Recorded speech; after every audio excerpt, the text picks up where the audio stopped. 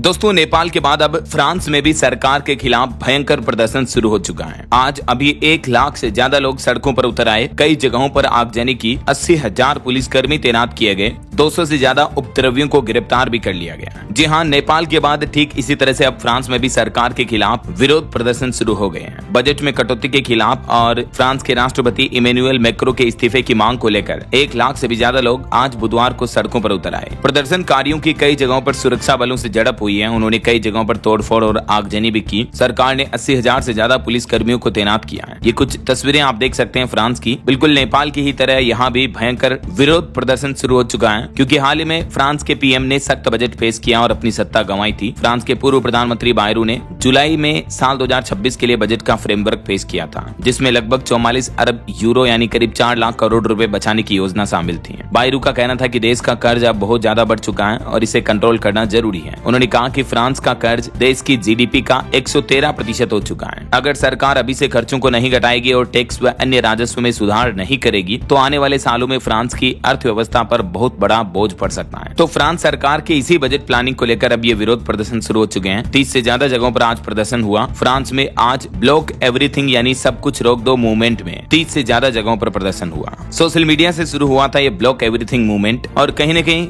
नेपाल में जो हालात दिख रहे हैं, इस वजह से फ्रांस के युवाओं में भी एक प्रेरणा जगी, एक मोटिवेशन जगी कि हम भी सरकार के खिलाफ ऐसे उतर सकते हैं। अभी आपको पता होगा नेपाल में तो हालात बहुत गंभीर चल रहे हैं। हालांकि अब तो नेपाल की सेना में आ चुका सब कुछ कंट्रोल, फिर भी नेपाल में हिंसा जारी है। नेपाल के सुप्रीम कोर्ट में 25,000 फाइलें भी जलकर खाक हो गई और आज नेपाल में भी 27 उपद्रवियों को गिरफ्तार किया गया। नेपाल में सोशल मीडिया बैन और भ्रष्टाचार के खिलाफ जारी आंदोलन का आज तीसरा दिन रहा। हिंसक प्रदर्शन को रोकने के लिए सेना ने कल रात 10 बजे से ही पूरा देश अपने कंट्रोल में ले लिया, क्योंकि नेपाल में सारे बड़े बड़े नेता तो देश छोड़कर भाग चुके हैं, इस्तीफा दे चुके हैं, पूरी सरकार तख्ता पलट हो चुकी है। ये देखिए कुछ तस्वीरें। नेपाल में पीएम ओली का घर भी जला दिया गया, उसके बाद धुएं का गुब्बार उड़ता नजर आया। और ये है नेपाल का राष्ट्रपति भवन। वहाँ के राष्ट्रपति रामचंद्र पौडेल के निवास को भी प्रदर्शनकारियों ने आग लगा दी। इन घटनाओं के हालातों के बीच नेपाल की आर्मी पीएम ओली को सुरक्षित जगह पर ले गई और भी नेपाल के 3 पूर्व प्रधानमंत्रियों के भी घर जला दिए गए और प्रदर्शनकारियों ने पूर्व प्रधानमंत्री की पत्नी को भी आग में जलाकर जिंदा जलाकर मार दिया। और ये पूर्व पीएम पुष्प कमल दहल प्रचंड के घर पर भी हमला करते प्रदर्शनकारी। बीते दिन नेपाल के वित्त मंत्री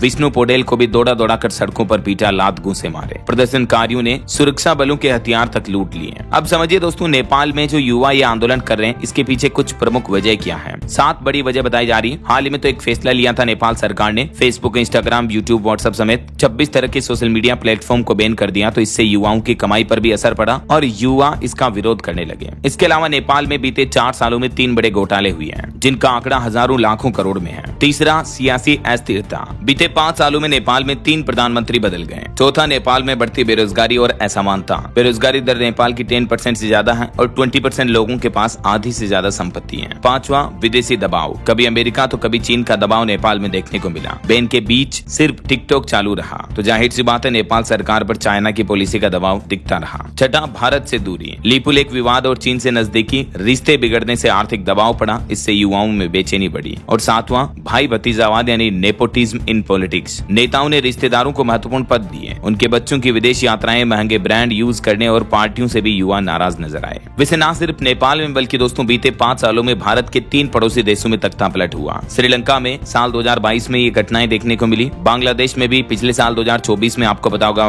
विरोध प्रदर्शन देखने को मिले और बांग्लादेश की प्रधानमंत्री शेख हसीना को इस्तीफा देना पड़ा, भागकर भारत आ गई। इसके अलावा म्यांमार में भी साल 2021 में चीनी दूतावास के सामने जमकर प्रदर्शन हुए। और अफगानिस्तान, पाकिस्तान के हालात तो आपको पता ही होंगे, तालिबान वगैरह ने शासन हड़प लिए और पाकिस्तान में तो कोई सरकार टिकती ही नहीं है, सेना का राज चलता है। तो कहीं न कहीं भारत के कई सारे पड़ोसी देशों में अस्थिरता देखने को मिली है बीते कुछ सालों में और कुछ वीडियो फुटेज वगैरह सामने आ रहे हैं। देखिए, नेपाल में प्रदर्शन करने के बाद लोगों ने दुकानों को भी लूट लिया। शॉपिंग मॉल दुकानों में जमकर लूटमाट की। इनका वीडियो भी सोशल मीडिया पर वायरल हो रहा है। अब तक नेपाल में इस भयंकर विरोध प्रदर्शन में 22-23 लोगों के जान जाने की खबर आ रही है। ये देखिए, एक कार शोरूम में भी युवती की जली लाश मिली और पूरे के पूरे कार शोरूम को आग के हवाले कर दिया। नेपाल में हिंसा से अब तक क्या क्या हालात चल रहे हैं। नेपाल के प्रधानमंत्री, राष्ट्रपति और कई बड़े नेताओं के घरों पर हमला हुआ, आगजनी हुई। संसद और सुप्रीम कोर्ट भी जला दी गई। 25,000 फाइलें जलकर राख हुई। बैंकों में लूटपाट होने लगी। कई मीडिया ऑफिस भी आग में फूंक दिए गए। गोली चलाने का आदेश देने वाले डीएसपी की पीट कर हत्या कर दी गई। पूर्व पीएम शेर बहादुर देउबा, विदेश मंत्री आरजू देउबा समेत पूरे परिवार पर हमला हुआ। पूर्व पीएम जालानाथ खनल की पत्नी को भी भी जिंदा जला दिया गया। वित्त मंत्री विष्णु पौडेल की सरेआम पिटाई हुई वीडियो वायरल हुआ। त्रिभुवन एयरपोर्ट भी बंद पड़ा है। सेना ने संभाली सुरक्षा।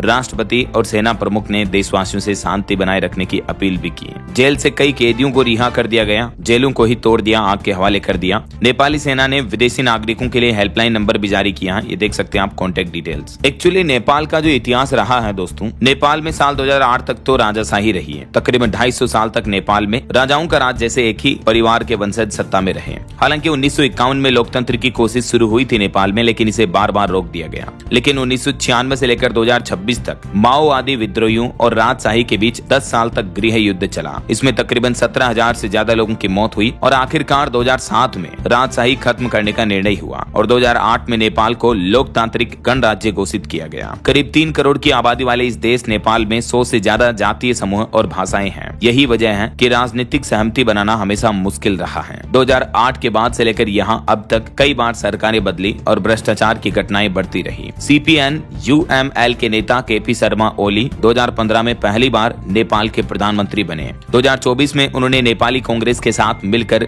गठबंधन की सरकार बनाई थी और ये तय हुआ था कि 2027 तक दोनों पार्टियां बारी बारी से सरकार चलाएगी। लेकिन हिंसक प्रदर्शन के बाद बीते मंगलवार को नेपाल के पीएम ओली ने भी इस्तीफा दे दिया। अभी नेपाल में पीएम पद के लिए 3 दावेदार हैं, बालेन शाह, डॉक्टर चेंडुक रुइट और कुलमान गिशिंग। वैसे नेपाल में अब आज रात 10 बजे के बाद फिर से भयंकर कर्फ्यू लागू रहेगा। नेपाली सेना ने इसको लेकर आदेश भी जारी किया है, ऑर्डर आप देख सकते हैं। और अब नेपाल में विद्रोह के बाद 5 संभावनाएं दिख रही है। पहली नंबर 1, सेना देश चलाएगी और सेना का देश पर दबदबा बढ़ेगा। दूसरी, पुराने नेताओं की वापसी तो नहीं होगी। तीसरी, आंदोलनकारी युवाओं का भविष्य क्या होगा, क्योंकि ये पूरा आंदोलन सोशल मीडिया और जेन जी का है, मतलब युवाओं का है, तो इसका स्पष्ट नेतृत्व नहीं था। तो आंदोलनकारी युवाओं का भविष्य भी बांग्लादेश के छात्र आंदोलन जैसा ही हो सकता है। चौथा, अब नेपाल में तुरंत तो चुनाव नहीं होने वाले हैं, आर्थिक दबाव भी बढ़ेगा। भले ही आंदोलनकारी संसद भंग करने और नए चुनाव की मांग कर रहे हैं, हालांकि जो अभी देश के मौजूदा हालात हैं उनको देखकर ये संभव नहीं दिख रहा है। और पांचवा, राजशाही समर्थक आवाजें और मजबूत होगी। इस विद्रोह से राजशाही समर्थकों को मौका मिला है। लोकतंत्र फेल होने का हवाला देकर राजशाही की वापसी की मांग जोर पकड़ सकती है। मतलब फिर से नेपाल में एक राजाओं का राज वंशज देखने को मिल सकता है। ऐसा ये देखिए, नेपाल की दीवारों पर चिपकाई कुछ तस्वीरें भी पीएम केपी चोर हैं, जेन जी वी डिड इट। और नेपाल की राजधानी की पत्रिका द काठमांडू पोस्ट में भी ये आज आर्टिकल छपा, this is not as Gen Z group dissociate themselves from widespread vandalism. Nepal की पार्लियामेंट बिल्डिंग में तबाही की ये तस्वीरें आप देख सकते हैं। केपी चोर, the government Gen Z you took the wrong decisions. आगजनी के बाद नेपाल का पार्लियामेंट भी पूरी तरह से तबाह हो गया। ये कुछ फुटेज और तस्वीरें आप देख सकते हैं नेपाल के बाजारों की भी। और मीडिया रिपोर्ट्स के मुताबिक नेपाल में पशुपतिनाथ मंदिर का भी गेट तोड़ने की कोशिश की गई। प्रधानमंत्री नरेंद्र मोदी ने भी नेपाल हिंसा पर हमारे देश में इधर केंद्रीय सुरक्षा समिति की बैठक की और भारतीय दूतावास ने हेल्पलाइन नंबर भी जारी किए। ये नेपाली इंडियन एम्बेसी के हेल्पलाइन नंबर है, तो जो भी लोग अगर नेपाल में फंसे हुए हैं इन हालातों में, तो इन नंबरों पर सहायता ले सकते हैं। वैसे नेपाल में पिछले 17 सालों में 15 बार सरकारें गिरी, तो कहीं न कहीं देखा जाए तो नेपाल का लोकतंत्र अभी भी स्टेबल नहीं है। वैसे क्या कहना चाहोगे आप दोस्तों, दुनिया भर के देशों में चल रहे इन हालातों के बीच आपकी राय विचार कमेंट करके बताइएगा और जुड़े रहेगा पल पल की live breaking news update, headlines news सुर्खियां देखते रहने के लिए DLS न्यूज चैनल को सब्सक्राइब करके बेल आइकन जरूर दबा देना और इस वीडियो पर एक लाइक और शेयर भी कर देना, ताकि आपको रोजाना की ताजा खबरें, महत्वपूर्ण मुख्य समाचार, काम के न्यूज अपडेट सबसे पहले आपके मोबाइल पर मिलते रहेंगे। जय हिंद, जय भारत, वंदे मातरम।